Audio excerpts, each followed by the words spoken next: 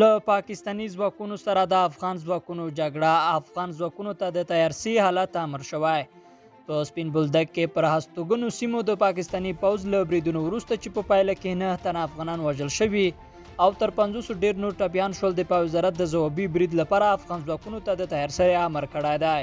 د پوځ وزارت په اعلامیه کې ویلي د افغانستان پر خاوره د پاکستانی پوځیانو له راکټي بریدونو وروسته د افغانستان لوی درستیز محمد یاسین زیا ټولو پوځي قوتونو ته لارښوونه کړې چې د پاکستانی پوځیانو پر وړاندې د متقابل عمل لپاره پوره تیاری ونیسي او په ډیورنډ کرښه کې افغان ځواکونه په سپکو او درنو وسلو سمبال کړي.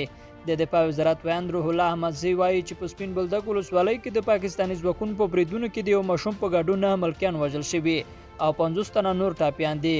پاکستانی پوځیانو وروسته له دې پر سپین بولدک ولسوالۍ د درنو سپکو وسلو بریدونه پیل کړل چې په چامن کې زورګونه لاریون کوونکو د پاکستانی سرحدي ملیشیاو ځینې پوستو او تاسیساتو ته اور ورته کړ.